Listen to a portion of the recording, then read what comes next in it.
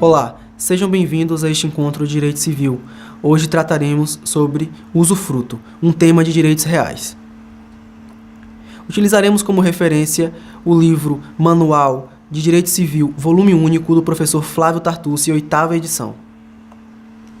Antes de tratarmos especificadamente sobre o tema usufruto, precisamos fazer uma revisão sobre os atributos da propriedade. Conforme a imagem que vocês veem na tela, os atributos são gozar, reaver, usar ou dispor. Depois de analisados esses atributos, nós podemos conceituar e situar o usufruto.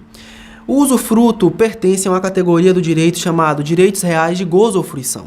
Mas o que são direitos reais de gozo ou fruição?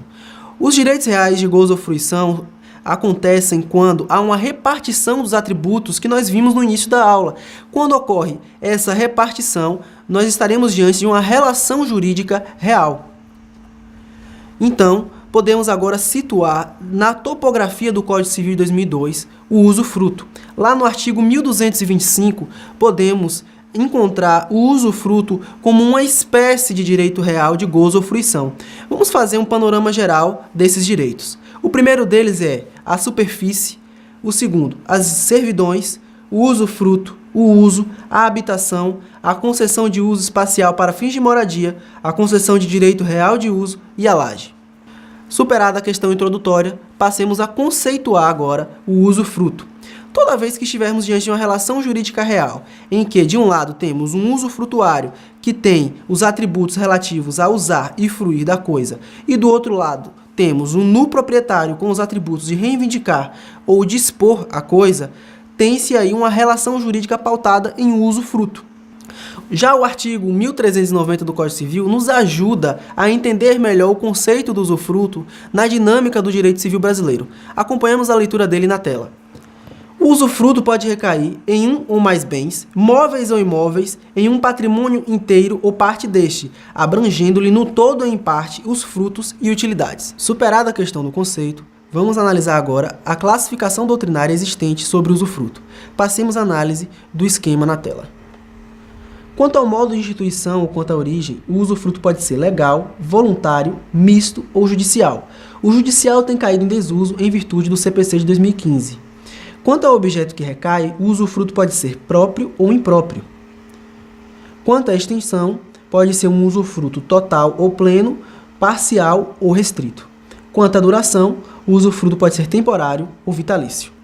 Superada a questão da classificação, passemos agora à análise da cessão do exercício. Como vocês podem ler na tela, não se pode transferir o usufruto por alienação, mas o seu exercício pode ceder-se por título gratuito ou oneroso. A gente pode entender da leitura desse artigo que a regra é a intransmissibilidade do usufruto. No entanto, há uma exceção que diz respeito à cessão do exercício desse usufruto. Um grande exemplo é o contrato de locação.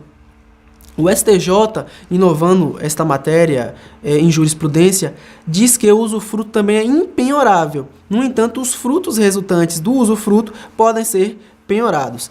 Então, a gente pode trazer como exemplo. Nós temos aí um usufruto relacionado a um imóvel. A pessoa que tem a coisa não pode penhorar o imóvel em si, mas se ele vem alocá-lo, ele pode usar esses frutos, esses aluguéis, como penhor em uma eventual dívida. Já em relação aos direitos do usufrutuário, o artigo 1394 e seguintes trazem essa inovação trazida pela dinâmica principiológica do Código Civil de 2002. Eu não vou poder exaurir todos os direitos em virtude da proposta desta aula ser uma revisão. Vou trazer apenas os principais. O artigo 1394, passemos para a leitura na tela, diz o seguinte: o usufrutuário tem direito à posse, uso, administração e percepção dos frutos. O próprio nome usufruto traz essa noção de uso e fruição.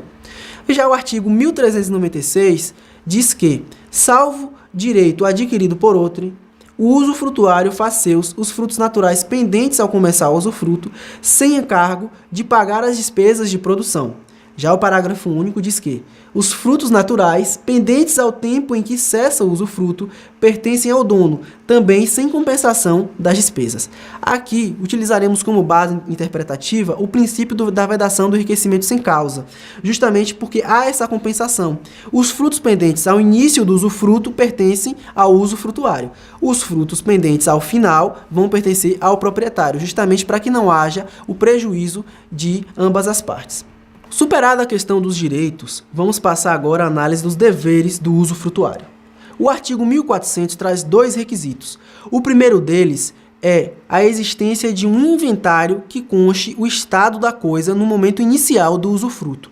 Já o segundo é o pagamento de uma caução real ou fidejussória ao proprietário. Em caso de impossibilidade de pagamento dessa caução, a administração passará para o proprietário, devendo ele apenas passar os frutos, descontando a sua remuneração e o que ele gasta com a administração do usufruto.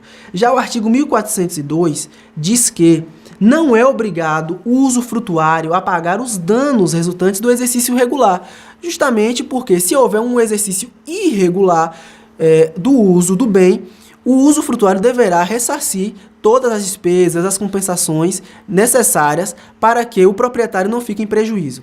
Agora vamos ler o artigo 1406.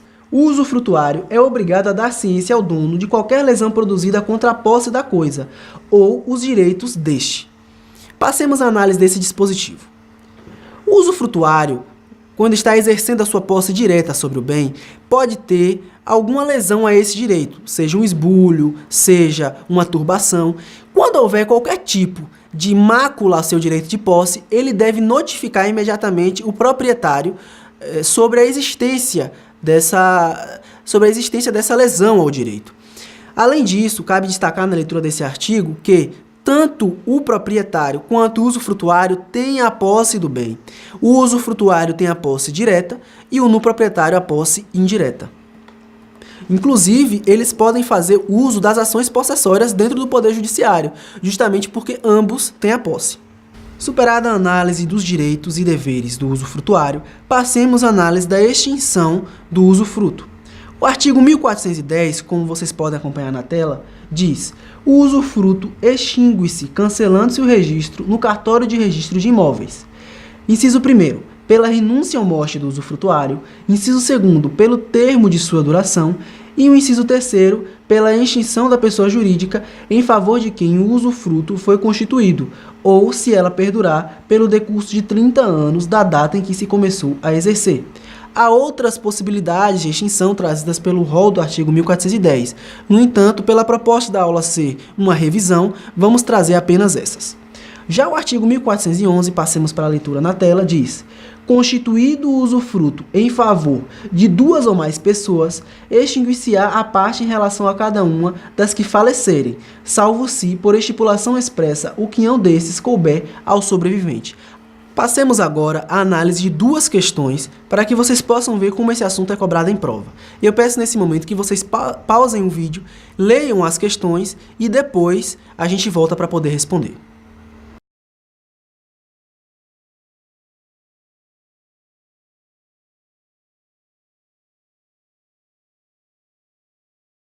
Passemos agora à correção das questões. A resposta correta da primeira é letra B, justamente porque o patrimônio inteiro pode ser objeto sim de usufruto, assim como parte dele, pela simples leitura do artigo 1390 do Código Civil. Já a segunda questão, a resposta correta é a letra C. O direito real de usufruto extingue-se com o falecimento de Otávia, por disposição expressa do artigo 1410, inciso 1º do Código Civil de 2002. Foi um prazer produzir este conteúdo para vocês. Espero encontrá-los em outras videoaulas. Muito obrigado.